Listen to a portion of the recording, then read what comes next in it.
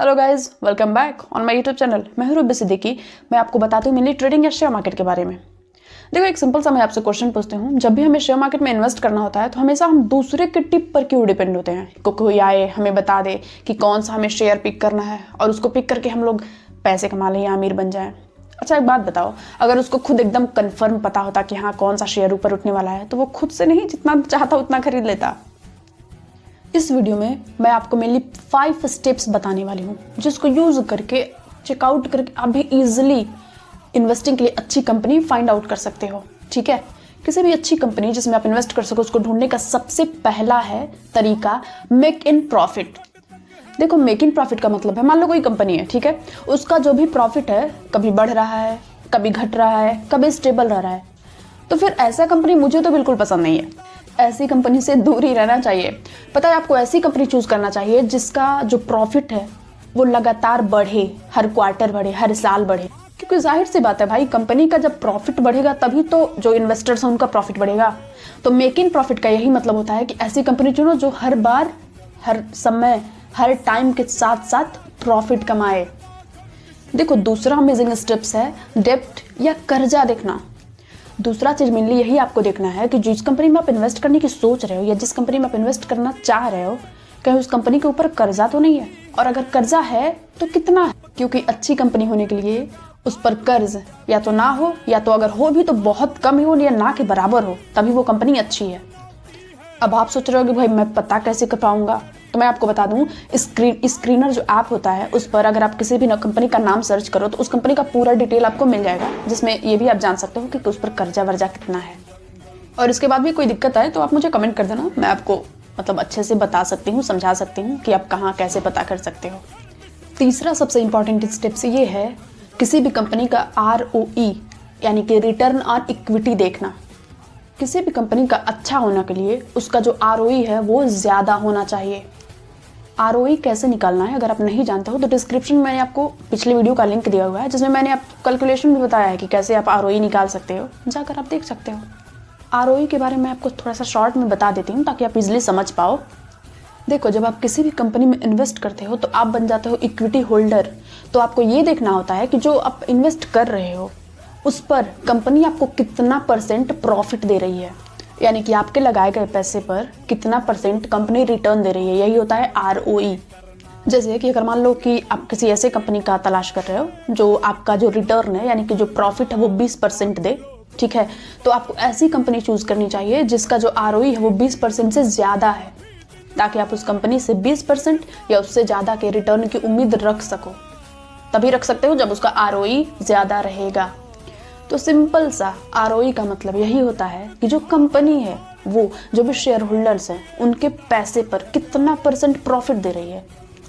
तो किसी भी कंपनी में इन्वेस्ट करने पहले ROE ज़रूर चेक कर लेना भाई। चौथा ज़रूरी स्टेप ये है किसी भी कंपनी में इन्वेस्ट करने पहले ये चेक करना कि कंपनी का मैनेजमेंट कैसा है भाई। किसी भी कंपनी में इन्वेस्ट करने के लिए उसका मैनेजमेंट देखना सबसे ज़्यादा ज़रूरी है। ये देखना कि कंपनी का जो भी मैनेजमेंट है वो एथिकल है कि नहीं, कंपनी पर कहीं किसी प्रकार का केस या कोई कोर्ट का कोई चक्कर तो नहीं है। क्योंकि सिंपल सा बात है, आप खुद सोचो कि अगर जो भी मान लो कंपनी का CEO है या CFO है उस पर कोई केस चल रहा हो तो भाई वो कोर्ट के चक्कर काटने में बिजी रहेगा तो कंपनी क्या संभालेगा। अब जाहिर सी बात है, जब अच्छे से ख्याल नहीं रखेगा CEO या CFO तो उस कंपनी की ग्रोथ नहीं होगी। जब ग्रोथ नहीं होगी तो प्रॉफिट नहीं होगा, प्रॉफिट नहीं होगी तो अपने इन्वेस्टर को फायदा नहीं दे सकती। अगर मैं आपको एक एग्जांपल बताऊं तो आपने रेमंड कंपनी का नाम सुना होगा, जो कपड़े की बहुत ही अच्छी कंपनी है।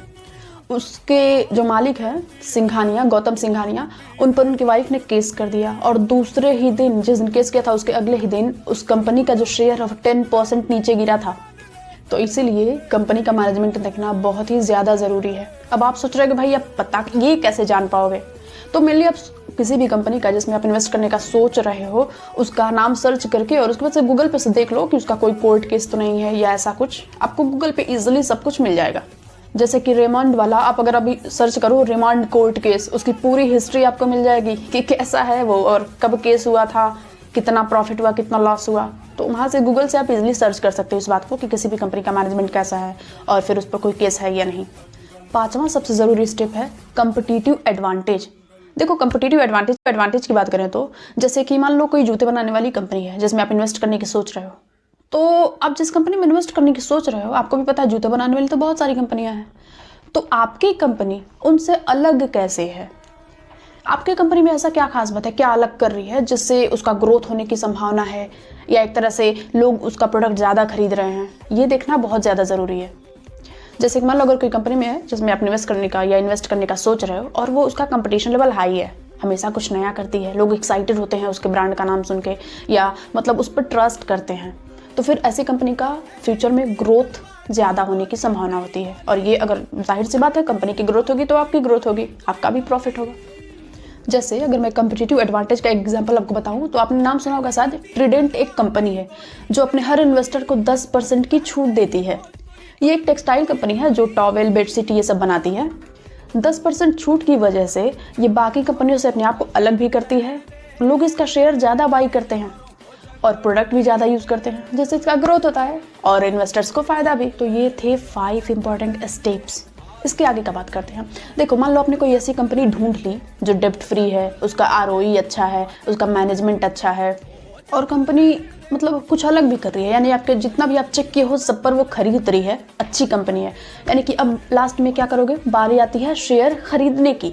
तो यहाँ पे आपको एक और इम्पॉर्टेंट चीज़ देखने की क्या ज़रूरत है, शेयर का प्राइस भाई, कि शेयर कहीं आपको जितना है, जितना होना चाहिए उससे ज़्यादा महंगा तो नहीं मिल रहा है। कहीं ऐसा तो नहीं है कि कंपनी सोने के दाम पे आपको चांदी बेच रही है। तो ये जानने के लिए कि किसी भी शेयर का जो प्राइस है वो कंपनी के हिसाब से सस्ता है या महंगा, हम चेक करते हैं PE रेशियो। यानी कि PE रेशियो से यही पता चलता है कि शेयर सस्ता है या महंगा है।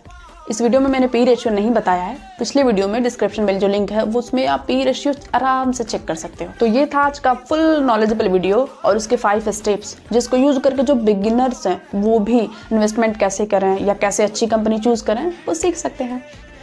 तो आज की वीडियो में इतना ही।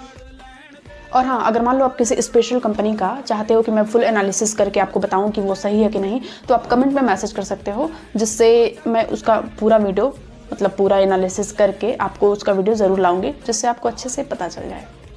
तो ये था आज का वीडियो। ऐसे ही अमेजिंग वीडियो के लिए आप सब्सक्राइब कर सकते हो और बेल आइकन ज़रूर प्रेस कर देना, जिससे नेक्स्ट वीडियो का अपडेट आपको मिलता रहे। जो भी आपके फ्रेंड सर्कल में लोग हैं, जो भी लोग शेयर मार्केट में इंटरेस्टेड हैं, उनको आप ये शेयर ज़रूर कर देना, हो सकता है उसका कुछ फ़ायदा हो जाए। बाकी लाइक, सब्सक्राइब एंड शेयर करना बिल्कुल ना भूलिएगा। मिलते हैं नेक्स्ट वीडियो में। Thank you for watching.